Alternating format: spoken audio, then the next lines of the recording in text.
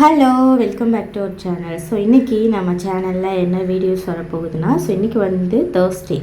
So night தான் video எடுத்துகிட்ருக்கேன். இன்றைக்கி நைட்டு ஒரு டின்னர் ப்ரிப்பரேஷன். அதுக்கப்புறம் வந்து நாளைக்கு ஃபுல் டே. நாளைக்கு வந்து ஆடி வெள்ளி, ஃபஸ்ட்டு ஆடி வெள்ளி. ஸோ எப்படி போச்சு அப்படிங்கிறது தான் வந்து இந்த வீடியோவில் இருக்க போகுது. ஸோ வாங்க வீடியோக்குள்ளே போகலாம். இன்றைக்கி டின்னருக்கு என்ன பண்ண போகிறேன்னு பார்த்தீங்கன்னா, பீகூன் தான் வந்து பண்ண போகிறேன்.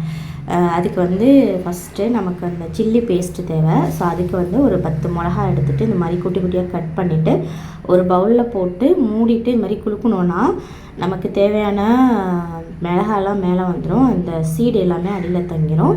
ஸோ சீடு எடுத்துகிட்டு தான் இதை சுடுதண்ணில் ஒரு 10 நிமிஷம் ஊற வச்சுட்டு அதுக்கப்புறம் நம்ம பேஸ்ட்டு அரைக்கணும். இப்போ வந்துட்டு நமக்கு பீகூனுக்கு தேவையான நூடுல்ஸ், இது வந்து ரைஸ் நூடுல்ஸு, அதையும் மிளகாயும் வந்து தண்ணியில் ஊற வச்சுருக்கேன். மிளகாய் வந்து ஒரு 10 நிமிஷம் ஊறட்டும். இந்த பீகூன் வந்து ஒரு 5 to 6 மினிட்ஸ் ஊறினா போதும். ஏன்னா ரொம்ப ஓவர் குக் ஆகிடுச்சுன்னா ரொம்ப குழக்குலன்னு ஆகிடும். அதனால் செக் பண்ணிக்கோங்க. 5 மினிட்ஸ் கழித்து செக் பண்ணிக்கணும். நம்ம கையில் இப்படி தொட்டோன்னா உடையணும். ஸோ அந்த ஸ்டேஜில் வந்து நம்ம வடிகட்டி வச்சிடணும். ஸோ இப்போ எல்லாமே ஊற வச்சுட்டு இப்போ தேவையான வெஜிடபிள்ஸ் நம்ம என்னென்ன அதில் போடுறோமோ அதெல்லாம் கட் பண்ணிக்கலாம். நான் வந்து டோஃபு, அதுக்கப்புறம் வந்து சாசேஜ் வாங்கியிருந்தேன், சிக்கன் ஹட்டாக்கு, அப்புறம் ஆனியன், இது மட்டும் தான் போட போகிறேன். எக்கு போட போகிறேன். இப்போ ஒரு பெரிய கடாய் எடுத்திருக்கேன். ஸோ இந்த கடாயில் வந்து நமக்கு மிக்ஸ் பண்ணுறதுக்கு ஈஸியாக இருக்கும். அதனால் இந்த மாதிரி பெரிய கடாய் எடுத்திருக்கேன். இப்போ ஒரு ஸ்பூன் எண்ணெய் விட்டுட்டு நம்ம கட் பண்ணி வச்சுருக்கிறது எல்லாமே போட்டு இது மாதிரி வதக்கி எடுத்துக்கலாம். ஃபஸ்ட்டு வந்து ஹாட்டாக் போட்டு நல்லா சாட்டே பண்ணி எடுத்துட்டேன். அப்புறம் அதே கடாயில் கொஞ்சம் எண்ணெய் விட்டுட்டு டோஃபை போட்டு அதையும் நல்லா வந்து கலர் மாறுற வரைக்கும் நம்ம ஒரு 2 or 3 மினிட்ஸ் சாட்டே பண்ணி எடுத்துக்கலாம். அடுத்தது டோஃபு வந்து லைட்டாக ஒட்டுற மாதிரி இருக்கும். ஸோ அது ஒன்றும் பிரச்சனை இல்லை. ஏன்னா நம்ம பன்னீர் மாதிரி தான் டோஃபும் வந்து லைட்டாக ஒட்டுற மாதிரி தான் இருக்கும். அதுக்கப்புறம் இன்னொரு 1 ஸ்பூன் எண்ணெய் விட்டுட்டு நான் வந்து எக் வந்து பீட் பண்ணி வச்சுருக்கேன். இதில் வந்துட்டு கொஞ்சம் உப்பு, கொஞ்சம் மிளகும் போட்டு வச்சுருக்கேன், மிளகுத்தூள். ஸோ அதை வந்து ஸ்க்ராம்பிள் பண்ணி எடுத்துக்கலாம். ஸோ இந்த மாதிரி ஸ்க்ராம்பிள் பண்ணிவிட்டு அதையும் ஒரு பிளேட்டில் எடுத்து வச்சுக்கலாம். இப்போ நமக்கு பீகூன் செய்கிறதுக்கு தேவையான எல்லாமே வந்து அரேஞ்ச் பண்ணி வச்சாச்சு. ஸோ இப்போ வந்து செஞ்சிட உடனே தான். இப்போ அதே கடாயில் நான் ஒரு 2 ஸ்பூன் அளவுக்கு எண்ணெய் விட்டுக்கிறேன். இப்போ வந்து ஸ்லைஸ் பண்ணால் ஒரு வெங்காயம் போட்டுக்கிறேன். இதை நல்லா வந்து கலர் மாறுற வரைக்கும் வதக்கிக்கலாம். ஸோ வதக்கிட்டு இப்போ நம்ம அரைச்சி வச்சுருக்க சில்லி பேஸ்ட்டு நான் வந்து ஃபஸ்ட்டு ஒரு 2 ஸ்பூன் சேர்த்தேன். அதுக்கப்புறம் கொஞ்சம் நேரம் கழித்து இன்னும் 2 ஸ்பூன் சேர்த்துட்டேன். ஏன்னா காரமாக இருக்கும்னு நினச்சேன். காரமே இல்லை. நம்ம எதாவது சீடெலாம் எடுத்துட்டோம்ல, அதனால் காரம் அவ்வளோவா இல்லை. அதனால் நம்ம அரைச்ச அந்த 10 மிளகாயோட பேஸ்ட்டும் ஃபுல்லாகவே இதில் ஆட் பண்ணிட்டேன். இப்போ கொஞ்சம் உப்பு போட்டு தேவையான உப்பு போட்டுட்டு ஒரு 1/4 கப்பு வந்து தண்ணி ஊற்றி மூடி போட்டு இது மாதிரி எண்ணெய் பிரிஞ்சு வர்ற அளவுக்கு நல்லா வந்து அந்த பேஸ்ட்டை வந்து வேக வச்சுக்கணும். அந்த ராஸ்மல் போகிற வரைக்கும். இப்போ நம்ம வதக்கி வச்சுருக்க எல்லா பொருளையும் உள்ளே சேர்த்துக்கலாம். சேர்த்துட்டு நல்லா மிக்ஸ் பண்ணிவிட்டு இப்போ நம்ம ரெடியாக வந்து வேக வச்சுருக்க இந்த பீகூன் நூடுல்ஸையும் சேர்த்து நான் ஃபஸ்ட்டு கொஞ்சம் கொஞ்சமாக சேர்த்து மிக்ஸ் பண்ணிக்கிறேன். ஏன்னா இது கொஞ்சம் மிக்ஸ் பண்ணுறது கஷ்டமாக இருக்கும். அதனால் ஃபஸ்ட்டு கொஞ்சம் சேர்த்து மிக்ஸ் பண்ணிவிட்டு அடுத்து பேலன்ஸ் சேர்த்துக்கிறேன். 2 கரண்டி வச்சு மிக்ஸ் பண்ணோன்னா ஈஸியாக பண்ணலாம். ஸோ அவ்வளோதாங்க, பீகூன் வந்து சூப்பராக ரெடி ஆயிடுச்சு. நீங்களும் இதே மாதிரி ட்ரை பண்ணி பாருங்கள், உங்களுக்கு ரொம்ப பிடிக்கும். இதுக்கு பதிலாக நீங்கள் உங்களுக்கு தேவையான பிடிச்ச வெஜிடபிள்ஸ் போட்டுக்கலாம். இல்லைனா வெறும் டோஃபு மட்டும் போட்டு கூட செய்யலாம், ரொம்ப நல்லாயிருக்கும். ஸோ டின்னர் வந்து ரெடி ஆயிடுச்சு. இப்போ வந்து நம்ம எப்படி இருக்குதுன்னு சொல்லிட்டு ரிவ்யூ கேட்டுடலாம். ஓகே, இது வந்து மறுநாள் காலையில். ஸோ இன்றைக்கி தான் ஆடி முதல் வெள்ளி. நம்மளுக்கு வந்து ஏதாவது ஒரு விசேஷ நாள்னாவே வந்து மெயினாக சாம்பார் தான் வைப்போம். அதுவும் இன்றைக்கி வெள்ளிக்கிழமை வேறு. அதனால் எங்கள் வீட்லேயும் சாம்பார், ரைஸ், அதுக்கப்புறம் வெண்டைக்காய் பொரியல், இதுதான் வந்து பசங்களுக்கு லஞ்சு கொடுத்து விட்டேன் இன்றைக்கி.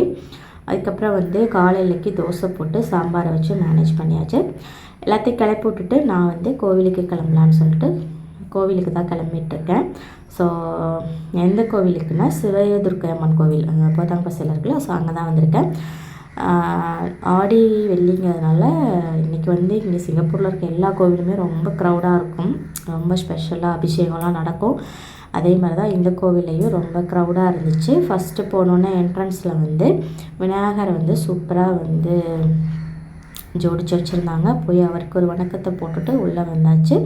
ஸோ அம்மன் வந்து நல்லா அலங்காரம் பண்ணி வச்சுருந்தாங்க. இப்போ எல்லாருமே வந்து அபிஷேகம் பார்க்குறக்காண்டி வெயிட் பண்ணிகிட்ருக்கோம். பாதி பேர் அப்படியே உட்காந்தாச்சு. சைடில் வந்து பாதி பேர் நின்றுட்டுருக்காங்க. பின்னாடி இன்னும் நிறையா பேர் உட்காந்துருக்காங்க. ஸோ அபிஷேகம் முடிச்சுட்டு பார்க்கலாம்.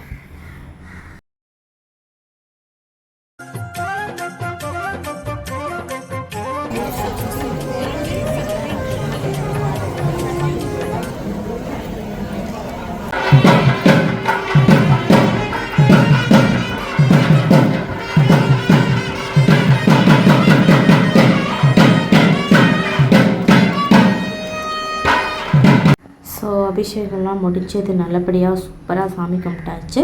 இப்போ எங்கே வந்திருக்கோன்னு பார்த்தீங்கன்னா அன்னதானம் போட்டுட்ருக்காங்க. ஸோ அங்கே தான் வந்து சாப்பிட்டு போகலான்ட்டு வந்தாச்சு. இப்போ வந்து க்யூவில் நின்றுட்டுருக்கோம் சாப்பாடு வாங்குறதுக்கு. எங்களுக்கு முன்னாடியே நிறையா பேர் வந்து வாங்கி சாப்பிட்டுட்டு இருந்தாங்க. இப்போ வந்து சூப்பராக சாப்பாடெலாம் வாங்கியாச்சு. நல்லா வந்து சாப்பிட்டுட்டு வீட்டுக்கு கிளம்பியாச்சு. ஸோ இது வந்துட்டு ஈவினிங் வந்துட்டு காலையில் எதுவுமே ஸ்வீட் பண்ணலை. சரி ஈவினிங் வந்து ஸ்நாக்ஸுக்கு ஸ்வீட் ஏதாவது பண்ணலான்னு சொல்லிட்டு பனானா ரவைலாம் இருந்துச்சு. ஸோ அதை வச்சு ஒரு பணியாரம் செய்யலான்ட்டு அதை செஞ்சிட்ருக்கேன். 3 பனானா, 1/2 கப்பு ரவை, 1/2 கப் கோதுமை மாவு, அதே 1/2 கப்பில் நாட்டு சர்க்கரை எடுத்துருக்கேன். 2 ஏலக்காய் போட்டு இதை தண்ணி ஊற்றி நல்லா அரைச்சிட்டு வந்துடலாம். நீங்கள் பால் வேணாலும் காய்ச்சி ஊற்றிக்கலாம், அதுவும் டேஸ்ட் நல்லாயிருக்கும். நான் தண்ணி தான் ஊற்றிருக்கேன். இப்போ நல்லா மிக்ஸ் பண்ணி விட்டுட்டு பிஞ்சாக உப்பு, 2 ஸ்பூன் தேங்காய் துருவல் நல்லா மிக்ஸ் பண்ணி விட்டுக்கலாம். அதுக்கப்புறம் பிஞ்சாக பேக்கிங் சோடா சேர்த்துருக்கேன். கொஞ்சம் அது நல்லா சாஃப்டாக இருக்கும் சாப்பிட்றதுக்கு. பிஞ்சு தான் சேர்த்துருக்கேன். அதுக்கப்புறம் ஒரு பணியார சட்டியில் கொஞ்சமாக கீ போட்டுட்டு நம்ம வந்து மிக்ஸ் பண்ணி வச்சுருக்க மாவை வந்து ஊற்றிக்கலாம். எல்லாத்துலேயும் ஊற்றிட்டு சுட்டு எடுத்துக்கலாம். நல்லா 2 சைடும் இந்த மாதிரி கோல்டன் ப்ரௌன் ஆகிற வரைக்கும் வெயிட் பண்ணி வேக வச்சு எடுக்கணும். இல்லைனா உள்ளே வந்து மாவாக இருக்கும். ஸோ அதனால் 2 சைடும் நல்லா வேக வச்சு எடுத்தாச்சு. ஸோ பேலன்ஸ் இருக்க மாவு எல்லாமே ஊற்றி எடுத்தாச்சு. ஸோ நானும் செஞ்சு முடித்தேன். பசங்களும் ஸ்கூல்லேருந்து வந்துட்டாங்க. ஸோ கரெக்டாக வந்து அவங்களுக்கு ஸ்நாக்ஸ் கொடுத்துட்டு அப்படியே வந்துட்டு நானும் ஈவினிங் காலையில் வீட்டில் விளக்கேற்றலை. ஸோ ஈவினிங் தான் விளக்கேற்றணும். ஸோ அப்படியே வேலை பார்க்க ஸ்டார்ட் பண்ணிட்டேன். ஸோ இப்படி தான் எனக்கு டே சூப்பராக பாசிட்டிவாக போணுச்சு. ஸோ ஐ ஹோப் உங்களுக்கும் நல்லா போயிருக்குன்னு நினைக்கிறேன். ஸோ இது மாதிரி வீடியோஸ் பார்க்கணுன்னா நம்ம சேனலில் மறக்காமல் சப்ஸ்கிரைப் பண்ணிக்கோங்க. இந்த வீடியோ பிடிச்சிருந்துச்சுன்னா ஒரு லைக் கொடுங்க. உங்கள் ஃப்ரெண்ட்ஸ் கூட ஷேர் பண்ணிக்கோங்க. ஸோ இன்னொரு நல்ல வீடியோவோட உங்களை மீட் பண்ணுறேன். அது வரைக்கும் take care, bye bye, be happy.